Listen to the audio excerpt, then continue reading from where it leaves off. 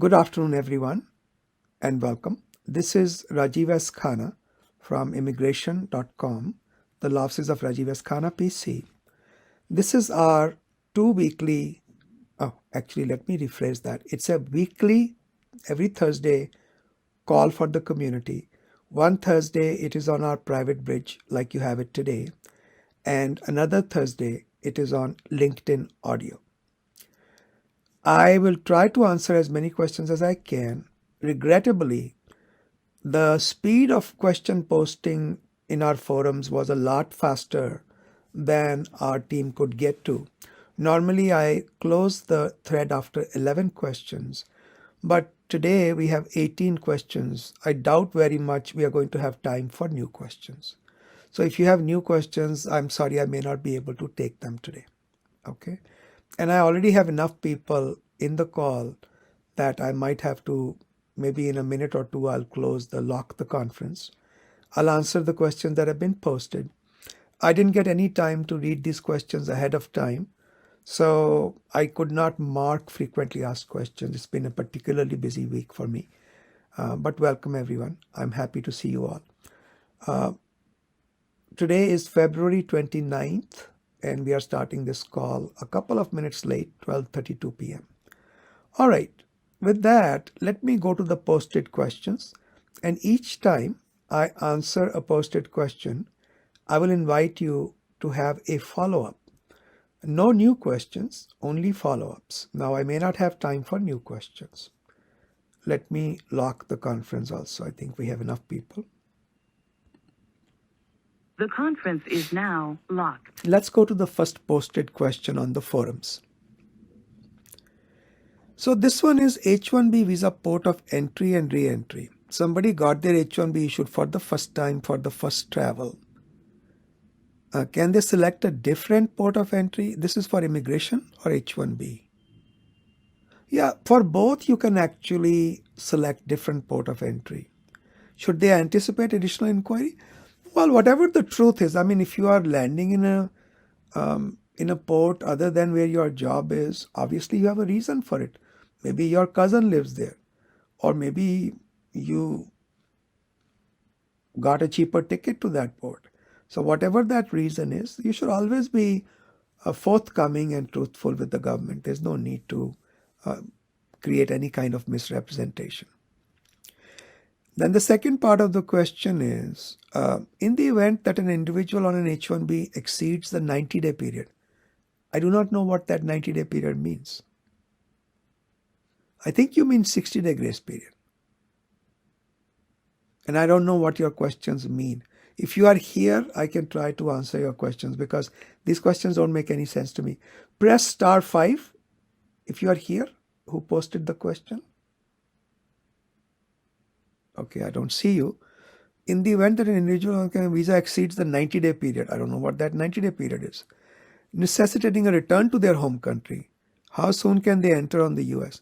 On what conditions? Oh, this is a book topic. This is not a question. Sorry, sir. Can't do much for you.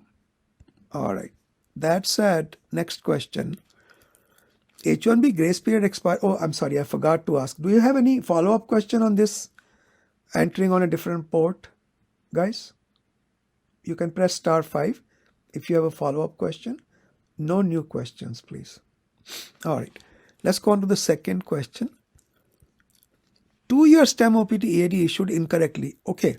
So what are the next steps? So you got a STEM OPT for 1 year instead of 2 years. Okay. And you're trying to get that corrected. Well, you have at least 1 year you are continuing to work and you can continue to correct it. What I would do is, I'm trying to think what is the best way to deal with this situation. I would also call the local congressman's office. Okay. Like in India, we have MLAs and MPs. Here we have, for equivalent to MLA is a member of House of Representatives, equal to member of, Rajya Sabha. Of Rajya Sabha is something like a Senate, not really exactly the same, but kind of same. So you can call either one, either a senator or a House representative in your area. Just describe to them that you have an immigration problem and you live in the area. Try to call a Democratic legislator, not sure how much of a help you're going to get from a Republican, but try to call a Democratic congressman and explain to them the situation. They usually have one or two people in their staff devoted to solving problems of immigration. And technically, they only help green card holders and citizens. But as a practical matter, most of them they'll try to help everyone. Okay. So I would contact the USCIS, the congressman's office. Looks like you've tried everything else. Star 5, if you have a follow-up question, press star 5. All right. Next question. You want to invest in a laundromat, okay? On H1B, passive investment, I can put any hours towards the business. No, you cannot. That is not a passive investment. That is an active investment. That is almost certainly a violation of your status. For EB1A, can the evidence of published material authorship of scholarly articles be associated with an Indian media publication? That's a good question. If you look at the language of the regulations or the policy, it doesn't mention the country. But here is the interesting thing. It says the top 10%, you have to be the top 10% in your field nationally. Nationally where? The way I look at it, and I hope I'm correct because this is not written anywhere, when somebody is in the US and they have become an American professional, I will compare them to Americans. When they are in India and they're sitting in India, they apply for an EB1A. We do many of these cases. I compare them with Indian professionals. I don't compare them with US professionals. Now, your situation is you are in USA, but you want to publish in India. Does that count? And the answer is your guess is as good as mine. Okay. It certainly couldn't hurt, but it is definitely not as strong as being published in the US media. Press star 5 if you have a follow-up question on this. Press star 5, please. Okay. Here is a follow-up question from area code 412, Pennsylvania. Yeah, Pennsylvania, go ahead, please. Hi, Rajiv ji, can you hear me? I can hear you wonderfully well, despite my old ears. Okay.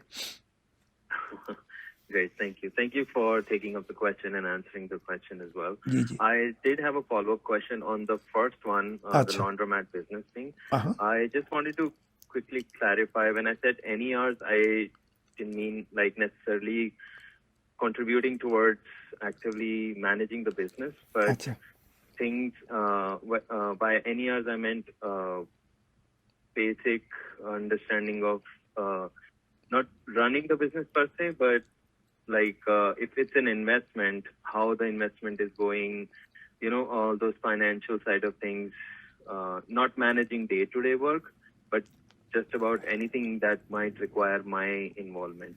Is that also something that might violate? Yeah, you see, the ideal situation is when you buy the stock of IBM. Okay, so you purchase the stock. You're not going to go to IBM headquarters and say, hey, show me your books. I want to see what you've been doing. You actually can. As a stockholder, you have certain rights. But you can't just walk into the headquarters and say, Mr. CEO, you can take the day off. I'll be managing the company today. Okay. So the idea is the more distance there is between control and investment, the more likely it is to be a passive investment. The more control you exert, the more likely it could be a violation. So the further you stay from management, understanding the business is okay. If you review the financials sitting at your home, I think that's okay. But if you go to the site and see the kind of traffic that's coming in and out, I don't know how far that is passive anymore. And there is no bright line rules on this. So I can't point you to... Yeah, because that's what I was trying to see. If there's a way someone would keep a tab of hours and check and all that stuff. No. Like you said, ultimately, they ask you under oath what you've been doing. Okay. If at all, if it ever comes up. So That's how it would be. All right. Gotcha. Yeah. Good luck, sir. All right. Now, next one is, this is number 6. Green card application understanding the income requirements EAD OPT for spouses of US citizens. Married to a US citizen, green card applied. 3 years of tax returns, 1 year was not that good. I don't know. I don't know how it is going to play out. But I think that if the income has been going up, and there's a good reason. What was the reason? Oh, graduate from college. Yeah, of course. If you are a student, you're going to make a little less money. I think that should be okay. You may not get an RFE on this or a co-sponsor requirement. And by the way, you can also add your own income under certain circumstances to support the ability or the public charge issue. Okay? So I'm not that concerned about it. You should be okay. So you got your 765 EAD through pending 485. You are on OPT. Should I give up my OPT? Well, I won't worry about it. See, government has said you can't have an F1 and a 485 at the same time. But they've never said what happens if we file it. So keep using your OPT, or you can start using your EAD through 485. Either one is okay. Is there a recommended practice? I really don't care. Yeah, that's I personally think you can continue working on your OPT. Star 5. If you have a follow-up question, press star 5, please. Question number 7. Remarrying during I-7. Oh, there is a follow-up question. Sorry. 812. What is 812? Indiana. Indiana, go ahead. I can hear you. Yes. Hello, Rajiv. My question was that my OPT is expiring in May. And should I apply for STEM extension in the hopes of continuing my F1? Because my only concern was, what if due to XYZ reason my green card application gets rejected and then I would be on no status? Yeah, it's very unlikely. The chances of that happening, again, I say this with the appreciation of anything can happen. The chances are about as much as somebody getting hit by a bus right in their own side street. Makes sense. And that's very unlikely. You've got to be drunk or passed out or something. So, because you see, what happens is when you get married to a US citizen, and let's say your I-130 gets thrown out, your I-485 gets thrown out, you can always file it again. You could be out of status for 20 years and still file it again without leaving US. Okay. So it's really not that dangerous. Okay. Okay. Thank you, sir. You're welcome. Good luck. Yeah. The most I have done is people who were unlawfully present and out of status for 21 years. Have done their green cards through their child who was born, and then when she turned 21, she applied for her parents. Okay, now let's see. We did this one. Oh, this is remarrying during I-751 with divorce waiver. Impact on pending green card application. So I do not know. I haven't researched this issue. I can give you my quick opinion without any legal research.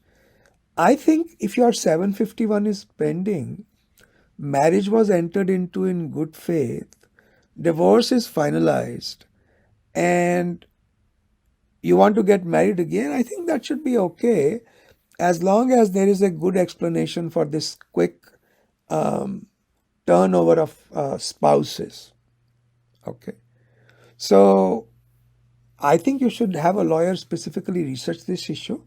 Don't take my word for it. But in my opinion, formed without any research based upon my general knowledge, I would say that should be okay. Star 5. If you have a follow-up question, press star 5, please. Okay. Question number 8. applying for green card sponsorship of parents with overstay. My father's employment-based 485 was denied. I'm a US citizen, 21. Oh yeah, absolutely. I just covered that, no? Because even if they have been unlawfully present for 20 years, 30 years, 50 years, no problem. As long as they entered legally. Oh, hang on.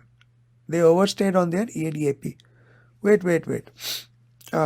While are you here? Press *5 if you're here. I have a question for you.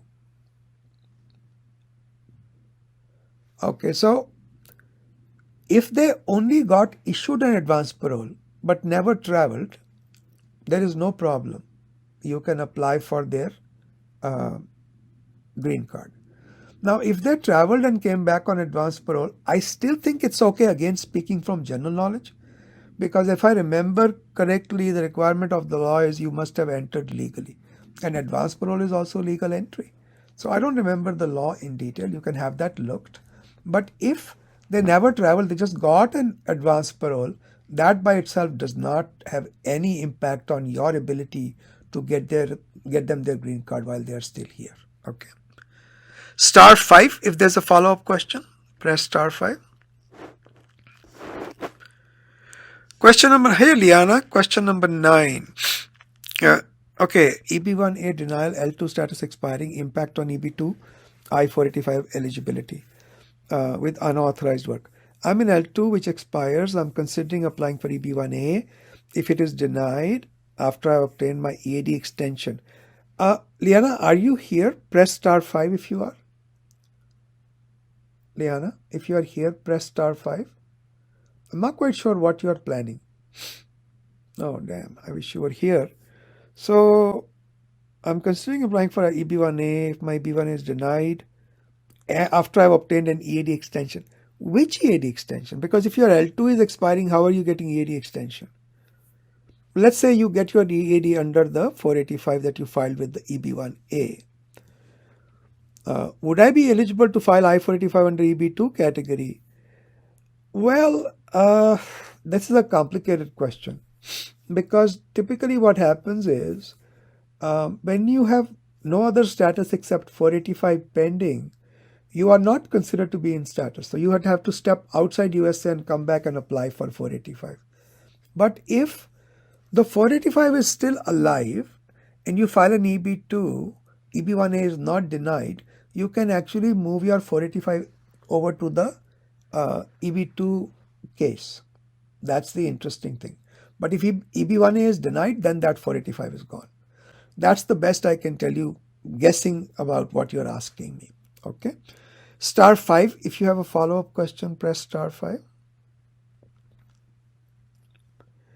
Next question, H1B amendment pending. Travel with existing visa and LCA. Oh yeah, absolutely. That should be fine. It's just an amendment. I have a stamped H1B with petition for location. Okay. There's no change in employer. Can I travel to US? Oh, can I travel to US? No. Okay. So you're outside USA. I thought you were here in US traveling out and coming back. Okay. So I would not advise that you travel until the amendment is actually approved.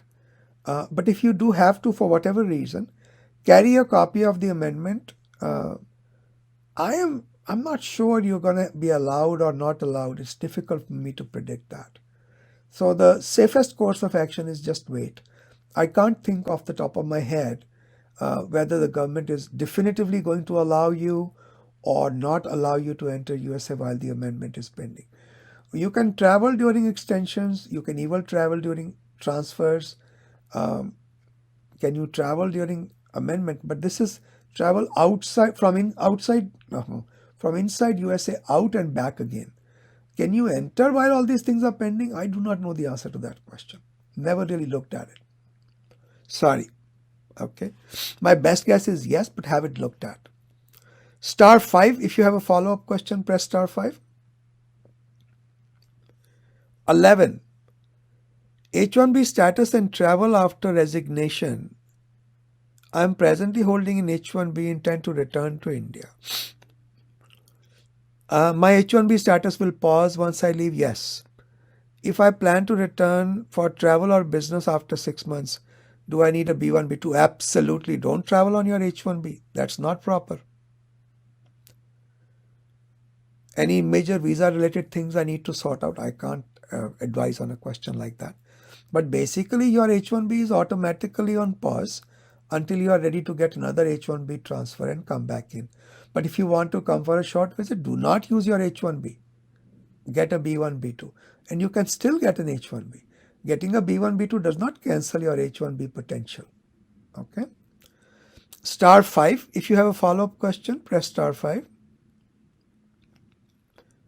Okay, this one is from area code 480, which is Arizona. Arizona, go ahead, I can hear you. Hey Rajiv, can you hear? I can. So if my H1B visa is not gonna get terminated if I apply for B1, B2 visa, so is there an advantage if I apply my B1, B2 visa right now while in the US? You won't be applying for B1, B2 visa. You'll be applying for B1, B2 status, which is okay as long as you're inside the US. If you travel outside USA and you want to come back again, Right. you will have to get a visa stamp. Right. Okay? Okay. So don't confuse those two things. Okay. Getting the B1, B2 approval Okay. in the US is not going to guarantee your return. Okay. You'll need to get a visa stamp. Okay? Okay. Good Thank luck. You're welcome. Next question is number 12. F1 to H1B transition, potential gaps, visa option, F1 conversion. Okay, I don't think this is kind of complicated. Let's see. 2016 F1 visa, MS engineering, no H1B, OPT, pursued second master's, day 1 CPT, graduating May of this year. You're registering for lottery again. I'm going to try to answer as many questions as I can. There's a lot of questions. Try to keep it short, guys. If my lottery gets picked up this year, my graduation is May, what status will be? Okay. So if you are able to file your H1B before May, you will get gap extension. If you are not able to file your H1B, and H1B is filed, let's say in June, you can continue to stay but not work. That's how it works. Second is not necessary to answer. I answered in the first. Oh, okay. So yeah, in case you're not selected in the lottery, what visa type? B1, B2, F1 OPT. Third, I've already answered. Fourth question. Wife is on F2. She wants to convert to F1. No, I don't see why it would be revoked. I think it's done all the time, and I know many cases that were approved. Yeah, I think it can be done. Why not? Is it legal to stay in the US if the start date is August? The answer is yes. As long as she applies for F1 conversion while you and she are still maintaining status. Is it legal for my wife to apply for H1B on F2 visa? Sure. Absolutely. No problem at all. Go for it. Oh, I was able to cover these questions. Press *5 if you have a follow-up question. Press *5. Okay. Let's see. Where are you calling from? Area code. Oh, you are from Utah. Yeah, Utah. Go ahead, please. Utah. Hi, Rajivji. So even I have completed my OPT STEM and everything in my first master's. I can get gap extension in CPT. You can't get gap on CPT. You have to be on OPT. Was this question about CPT? I thought it was OPT. Hold on 1 second. What question number was this? So I'm currently on 1 second. CPT. 1 second. Yeah, CPT does not have any gap extensions. Okay, but I cannot apply for another OPT, right? Since I have completed in first one. I will be graduate. Oh, okay. Oh, I'm sorry. I misspoke. So from CPT, you don't get gap extension, but you do have that 60-day grace period, right?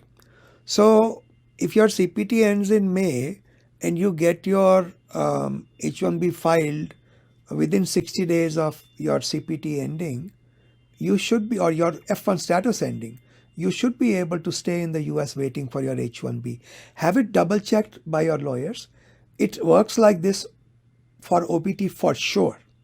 And I think it should work the same way for CPT, that you can stay. But you can never get gap work extension for CPT. Okay. I see. Okay, so I have to stop working probably. Yeah, you have to. So in case the lawyers say, oh, yeah, you know what, we've looked at it, it doesn't look like you can stay if your H1B is filed, let's say in 60 days after, within 60 days after May, you can always convert to B1, B2. Okay. Okay. Because I cannot go on OPT again, right? For the second master's. not for the same level, not for masters at the same level. No, you can't. Got it. Okay. Okay. Good Yeah, luck. thank sir. you. You're welcome. Bye-bye. Sorry, I thought it was OPT. I'm so glad he caught that. It can happen. Potential gaps, F1 conversion. Oh, we just did this one. 13. Oh, I'm so sorry. Special guardianship, I have no idea. Last time I did an adoption case was a good 20 years ago. Our firm focuses primarily on employment and business-based immigration, some family-based, but no adoptions. Okay. But I can generally tell you where to go for information. So normally, if a child is adopted under, I think, the age of 14, or is it 16? One of those ages, and they are in your legal actual custody, they are considered to be your child.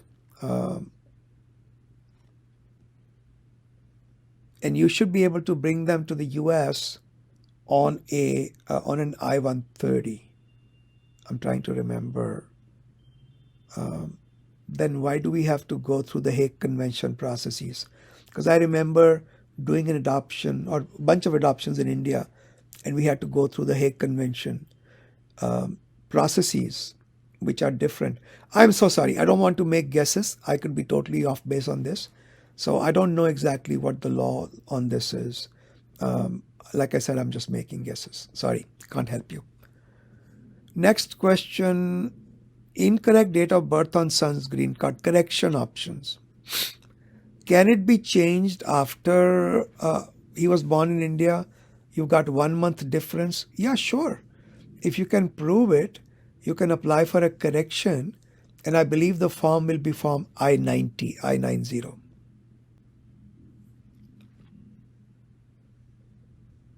Can I file some application I-90? How difficult? It should not be difficult. If you can prove there was an error, provide a couple of affidavits explaining why the error occurred. And if they're going to have the date of birth rectified on the birth certificate and then on the passport, you should be okay. I really think so. I've never done it all the way, something like this, but we've done changes to dates of birth in other circumstances in immigration. One time we used a decree from a court, actually, Indian court, but that was much more complicated. Okay. *5 if you have a follow-up question. So bottom line, it can be done, and I think it will be form I-90. *5 if you have a follow-up question. All right. Then next one is number 15. H1B selection, job change, options after approval and before start date. After approval and before start date. Okay. Currently on STEM OPT, what happens if my H1B gets picked with my current employer and gets approved, but I have to leave this employer before October? This is very complicated. Government has made it so complicated. I'm going to write an article on this. I actually have it almost ready. I just am not getting enough time. I might get it this week and I'll try. Is it mandatory to work for the company? It is very, I used to say it's not a problem, but there was a decision in 2023 that makes me change my mind and look at it more carefully from another angle. Government says, at least that decision implies, it doesn't say so, but it implies that if you had no intention of working for that employer, never worked for that employer, maybe you are still under cap. But in that case, there was something weird. Their case was withdrawn before October 1st also, I think. I don't remember the details. I'll write this up. Just follow my page on the Economic Times as well as my blog on immigration.com. If my H1B gets picked up and approved by another company, can I still work with my current employer till August and join the new company? Well, if you have your OPT, are you here? Press *5 if you're here. So if you're on OPT, you could do it. If STEM OPT also, you could do it. I guess it's one. Even gap, you could be doing. You could be working for one or more companies, and the companies don't have to be your H1B companies. So can I work on H1B with the employer that filed my H1B for the month of October and shift job the next month? Absolutely. Absolutely. Yes, you can. *5. If you have a follow-up question on this, press *5. 16. STEM OPT EAD expiring. OPT EAD expiring. Eligibility to stay and work while awaiting marriage-based green card. Planning to get married to a US citizen. If I were to file marriage-based green card along with change of status and 765, can I continue to stay beyond June? Of course. Once you file your 485, you can continue to stay here. Can I work for the same employer? Since the new EAD application is under review, no. You can work only till June based upon your STEM extension. So whenever the STEM extension expires, you have to stop working. The fact that you have a 485 EAD pending does not allow you to work. Okay. Press *5 if you have a follow-up question. Press *5.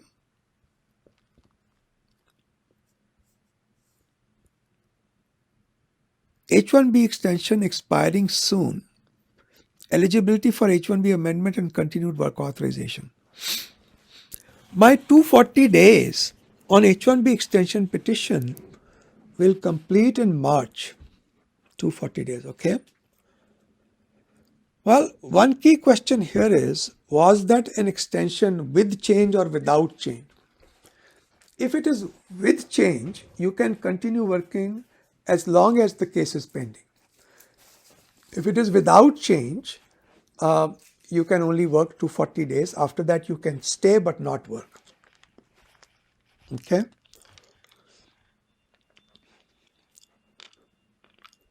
Will filing H1B amendment petition keep my work authorization valid beyond 240 days? I haven't researched this issue.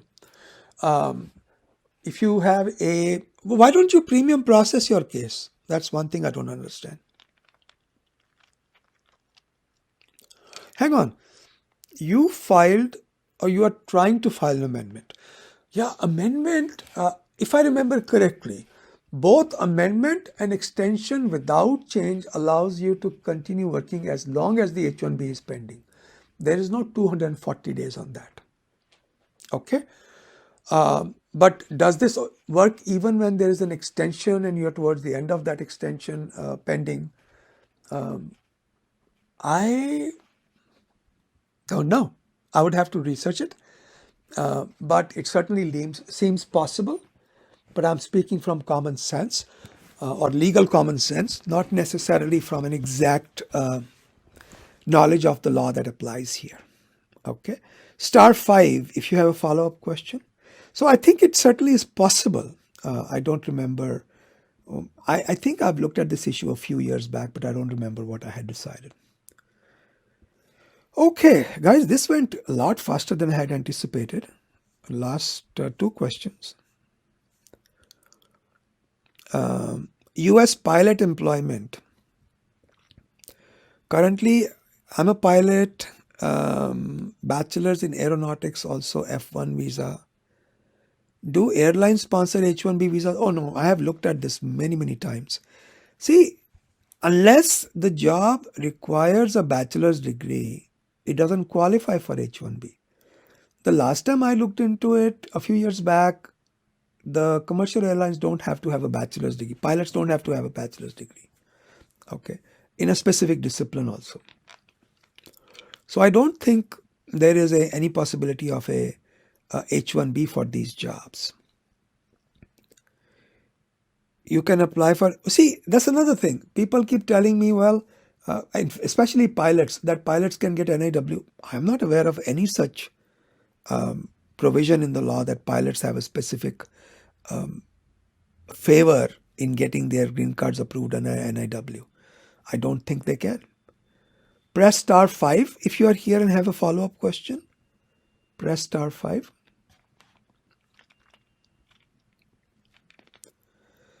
Okay, we just did pilot. This is the last question. Then we'll do new questions. Plenty of time. Currently, I'm waiting for I-140 approval. My perm was filed in September 23. In the meantime, move to B2. It's applicable to July 14th. After July 14th. So you can add another extension while the first extension is either granted or pending. You can. Definitely. No question about it. Okay. Star 5 if you have a follow-up question on this. All right. Anyone has any question, press star 5. Great. We got 23 minutes. Plenty of time to take new questions. Just 2 questions. Wow. That's great. Let's see. 3 questions. 4 questions. No problem. That gives us about 5 minutes to a question. Plenty of time. Let's go to area code 979. Kahan hota hai? Texas. Oh, sorry. Wrong one. Texas. 979. Let's see where the queue is. Here is 979. 979, go ahead. I can hear you. Hello, sir. Good afternoon. Yes, sir. Good afternoon. Yes, actually, I had a case I was charged with disorderly conduct obscene gesture in the court, and then it was basically disposed of and dismissed upon my deferred disposition in November. So I have filed for the expungement, and I was also doing my PR paperwork for Form I-485. I'm currently on F1 visa. So in this, they ask for like criminal acts and violations. So have you ever been cited or charged? I did like yes. You should. That's and right. I did the yes. So for 2 questions, my lawyer asked me to put no. Like, have you ever pled guilty or been convicted of a crime? And have you ever been ordered, punished by a judge or had conditions upon you like probation or like rehabilitative programs or community service? I did 8 hours of community service for that, but he asked me to put no for this. Okay, so I would not take his word for it because that doesn't sound right. What I would want you to do is this. Find a lawyer in the state where the crime occurred. Find a lawyer in that state who does deportation or removal, usko bolte hain, removal or deportation defense. These lawyers know the immigration consequences of criminal violations inside out. But it's got to be in that state where this crime occurred. Get their opinion. And if possible, get it in writing. Okay? Okay. And if they say, So you know what? Hang basically- on. If they say, no, you should have said yes, then make sure you write to the USCIS to amend the 485. Okay? And fire this lawyer and hire somebody who knows what they're doing. Okay क्योंकि जब मेरा ये case हुआ था तब मैंने immigration lawyer के पास गया था तो उन्होंने मुझे ये क्रिमिनल लॉयर सजेस्ट किया तो अभी क्रिमिनल लॉयर को मैंने ये क्वेश्चन भेजे थे कि ऐसे मतलब इसमें मुझे डाउट है, तो उसने अपने उसको इमिग्रेशन लॉयर को ही पूछा. वो बोल रहा मैंने 2 इमिग्रेशन लॉयर से कंसल्ट किया and No, they you are said me this you thing. are asking the wrong people. You ask a deportation lawyer, somebody who does and deportation. जी, ओके, डिप्यूटेशन लॉयर. जी, somebody who does. It's called Okay. deportation defense, removal defense. दोनों चीजें हम use करते हैं इसके लिए. Talk to them. Somebody experienced, at least 10 years experience. Okay. Okay. और ये जो कम्युनिटी सर्विस के लिए था, वो इसमें ये बता रहे हैं your liberty was not restrained according to immigration attorneys. Again, They said, like, I am contacted, like, not. I really don't care about immigration attorneys' opinions. I want somebody who does deportation defense. Okay. Okay. तो basically इन 2 question के लिए मतलब मुझे बात करना You should. पड़ेगा. That will be the smart thing to do, sir. Good luck. Okay, thank you sir. You're welcome. Okay. Back to Utah 385. आपके साथ बड़ा दोस्ती चल रही है आज यूटा साहब. Go ahead, Utah. I can hear you. Yes, sir. Actually, I live in Arizona, but अच्छा. my phone is from. ये आपने मतलब ये खाने के दांत और दिखाने के और ये क्या चल रहा है भाई? अच्छा. So for F2 to F1 conversion, right? Is there any premium processing for this? I believe there is, sir. And we can do it while staying in the US, right? Yes, sir. Okay. Is there any premium processing for B2, B1, B2? Yes, there is. I believe so. जहाँ तक मेरे को याद है. Okay. And Yeah. any idea how long will it takes? I think some of them are 15, some 30, then some 45. I think these ones are 30, if I remember correctly, 30 days. Okay. 30 to 35. Yeah. Okay. Got it. Thank you. Good luck. Okay, let's go to. There are 3 more people in the lineup. Next one is New York, which is area code 315. 315, go ahead. I'm calling people in the order that they logged into the call. New York, go ahead, please.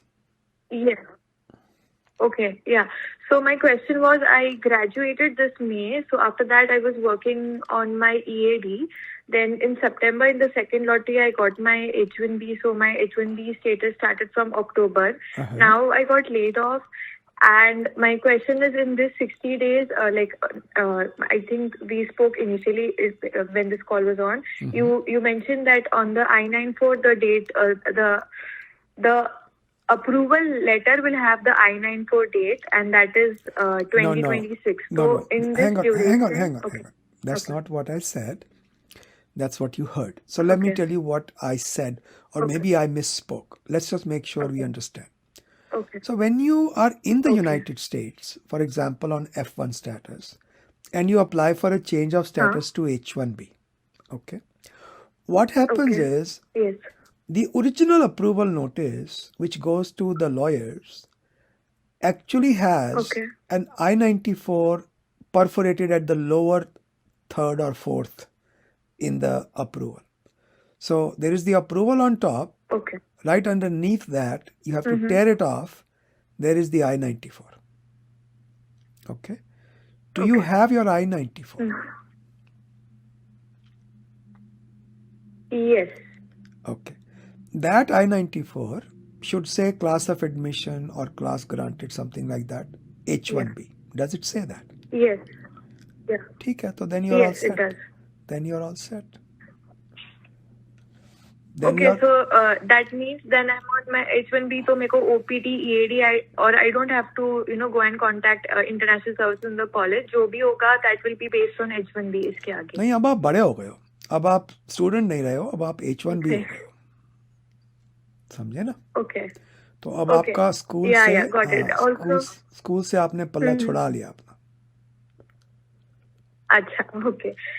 And for the questions जो मैंने आपको पूछा था कि अभी जैसे मेरा visa stamp नहीं है, बट मैं I am on my 60-day grace period, तो उसके बाद I'll go on B1 B2 ji. and अगर जब B1 B2 पे होगी तब जॉब लगा तो will I have to go back to India and get stamped या नहीं, फिर वो यहाँ पे ही आप ट्रांसफर हो जरा सकता है? frequently asked questions हमारे देख लो, उसमें ये लिखा हुआ है. Okay, I'll go through Yeah, that. so go Yes. through it, and if Okay. something is not clear, let's talk again. कोई जल्दी नहीं है आपको, so just come and talk to me again.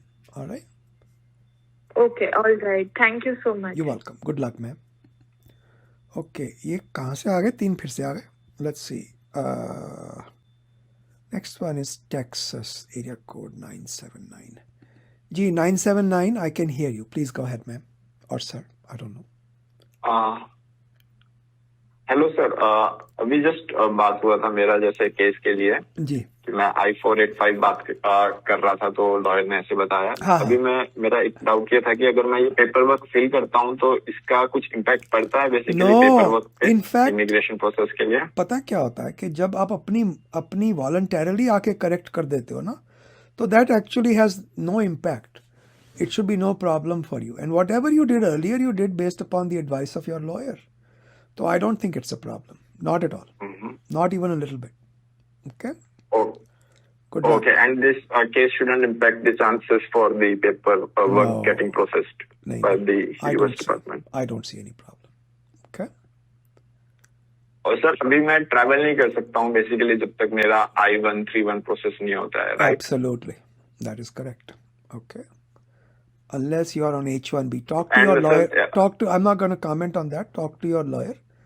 But normally you can't travel without advance parole or H1B. All right? अभी F1 visa देता sir मैं अभी तो वो तो फिर then there is no possibility.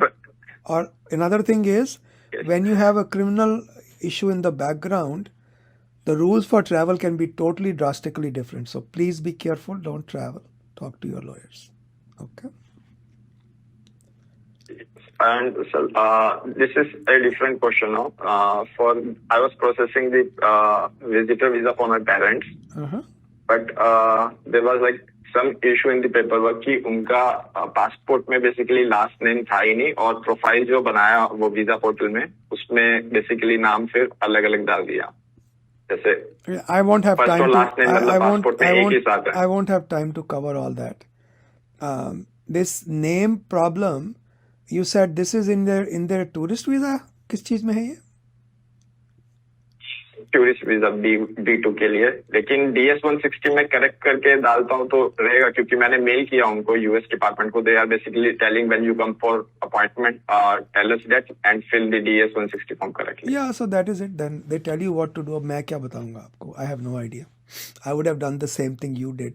Contact the consulate. ठीक है? मुझे लगा आपको आइडिया रहेगा इस बारे में. नहीं, इतनी डिटेल में नहीं जाता. मेरा काम लॉ का है. I don't do procedures. हमारी टीम को बताते हैं प्रोसीजर सारे.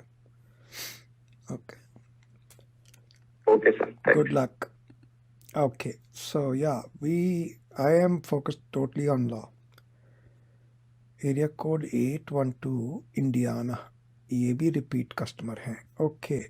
Yeah, Indiana, go ahead please. Yes, sir. I'm a customer. So, sir, Rajiv ji, I am the same person who applied for green card through marriage to a US citizen. So, Rajiv ji, I recently learned that, you get green card for either 10 years or a 2-year conditional green card. हाँ जी. Is that right? Yeah, the way it works is, we look at the date when your green card is actually approved. Okay. The date your green card is actually approved, if you have been married for 2 years, you should get 10-year green card without any condition. Okay. But if you have not been married for 2 years, even 1 day less than 2 years, you will get a conditional green card. Okay? Okay. That's how it And is. would that be a problem if, to remove the conditions after 2 years, if we are not living together? Well, I mean, I don't know. If we are not in the same address. Oh, I had a professor couple. One was teaching in Colorado, the other one was teaching in California. They didn't have a home together. That happens all the time. Okay. So that's not an issue. By the way, by the way, if you have any concerns, you should look at form I-751. That is the form that is used to remove the condition. that tells you what kind of evidence you will need if you have to remove the condition. Okay? Okay. Good luck. Thank you so much. You're welcome. Okay, last question from Ohio. All right. Ohio 614. Go ahead, please. Hello, Ohio. Mr. Khanna. Can you hear me? I can hear you. Yes, sir. Hello. How are you, Mr. Khanna? I am well. Thank you. How are you? I'm doing well. Thank you for taking this call. Of course. I have some questions on concurrent H1B. All my questions are related to that. Sure. So, can I work in a different field of expertise Yes. than what being Yes. filed during my primary petition? Yes. So, for example, Okay. let's say you have a bachelor's degree in computer science or a master's degree in computer science. One H1B, you're working as a software developer. Second H1B, you're working as a systems administrator. Perfectly okay. So let's say if I have a mechanical engineering degree and if that is the degree on which the H1B was filed. Now I've gained some skills in programming. Can I work in that? No, because you have to be fully qualified. So how do you qualify with a mechanical engineering degree for a programming job? Typically, you'll need 3 years of IT experience with the mechanical engineering degree. Or another degree in computer engineering or Yeah, similar. if you had, let's say you had a bachelor's degree in mechanical engineering, master's in information systems, you could have a job as a mechanical engineer as well as a software developer. No problem. Perfect. Okay. All right. The second question was, do I necessarily need to inform my primary employer about that? They'll find out one way, anyway skip that? one way or the other. They'll find out. Okay. Okay. Because next time when they apply for an Okay, H1B okay. extension, you have to divulge that you have another H1B. Okay. Okay. Got it. And by the way, And the other question was, by the way, in some states, it could be a serious violation of an employee's responsibilities towards the employer. I am not an employment lawyer, so I don't know all the details. But I know in Virginia, there is something called duty of loyalty. And I don't know what the impact of violations is. So there are other issues here that you need to worry about. Right. But my employment handbook says you are allowed to work outside our employment as long as it doesn't hamper हाँ, your तो फिर क्या? work hours. Then there is no issue when they allow it. At the time of their H1B extension, you can let them know that I also have handbook में लिखा है you can do a second job. So I did it. No problem. Okay. The other important question was when I travel outside US. What happens when I come back? Should I show my primary H1B or secondary or both? You can show them the primary. It's none of their concerns. Concurrent H1Bs are very poorly detailed. I believe you could show either one, but I would show the primary. Okay. And let's say if I show primary, does it happen anything on the secondary I do not believe concurrent so. H1B? I do not believe that's any problem at all. Okay. Because there's not much information given on USCIS website that what is the side effects of having. Nobody knows. Nobody knows. Therefore, we use common sense, and this is what my common sense says. All right. Okay. When I say common sense, it doesn't mean... Thank you, Mr. Khanna. You're welcome. When I say common sense, it doesn't mean ordinary people common sense. It means immigration law common sense, which is often quite stupid. So, but that's how it works. Well said. All right. Okay. Well, good luck to you. All right. And, So thank you, Mr. Khanna. You are welcome, sir. Call me Rajiv. Nobody calls me Mr. Khanna. So, guys... By the way, my name is also Rajiv. बहुत अच्छा नाम है. That is why I call क्या you. नाम है? नाम के अंदर ऐसा एक हीरा नाम है ये तो. So, I'm a big fan my of. parents say. I'm a big fan of your name. So, Me too, sir. Thank you. so guys, great talking to you. I'll see you again. I'm surprised we have 5 minutes to spare. I had no idea I could cover 18 questions in half an hour, 35 minutes. So we did well. And I'll see you again next Thursday on LinkedIn. Stay well, everyone. Good luck. Bye-bye.